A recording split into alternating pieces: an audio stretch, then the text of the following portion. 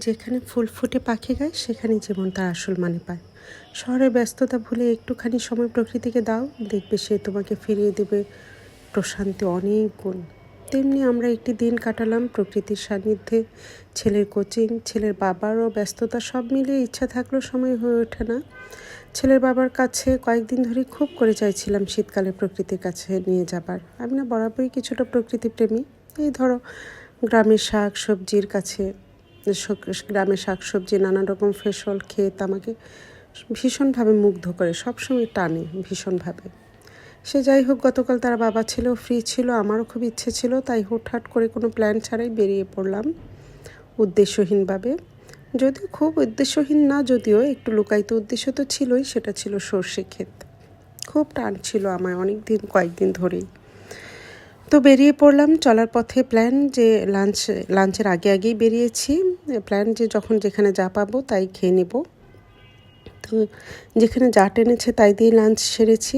আমাদের মেনুতে ছিল অনেক পদের ভর্তার সাথে বোয়া, সাথে বাচ্চারা ছিল বলে গরু মাংস, ডিম ভাজাও ছিল।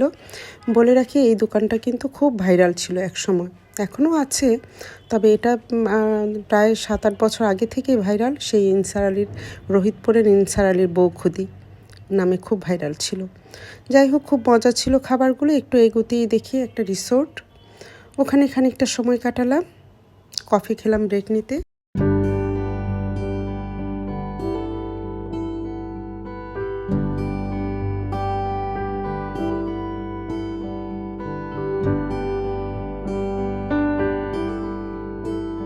যাই হোক, যেখানে একটু ফটোশ্যুট হবে না তা তো হয় না, সেই সাথে টুকটাক ফটোশ্যুট করলাম। এর মধ্যেই চোখে পড়লো সর্ষে ক্ষেত। সেই সর্ষে ক্ষেত দেখে তো পাগল হবার জোগাড় আমাদের। তো ওখানেও টুকটাক ফটোশ্যুট করলাম। তারপর নানা রকম শাক সবজি ক্ষেত, সেখান থেকে হারভেস্টিং, জাস্ট অন্যরকম আনন্দ। মানে এটা বলে বোঝানো যাবে না, যেদিকে চোখ যায় সবুজ আর সবুজ, ভীষণ রকমের আনন্দ। তো তোমরা আমার কাছে অনেকেই জানতে চেয়েছো এর লোকেশানটা কোথায়। কালকে আমি একটা রিল দিয়েছিলাম, সেটা দেখে অনেকেই জানতে চেয়েছো।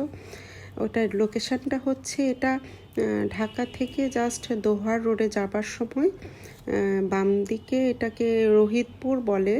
তারপর একটা হুমায়ুন পার্ক বলে একটা রোড আছে, হুমায়ুন পার্ক, ওখানে পার্কটা ছিল হুমায়ুন পার্ক। তো ওখানেই মেইনলি ডান দিকে একটু এগুলি অনেক রকম সর্ষে ক্ষেত পড়বে। এটা আমার একজনের পরিচিতও ছিল, সেই হিসেবেও আমি গিয়েছি।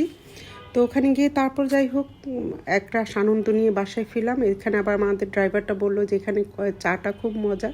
তো চা খেয়ে তারপর একরাশ আনন্দ নিয়ে বাসায় ফেরা। তোমাদের সাথে আরও অনেক গল্প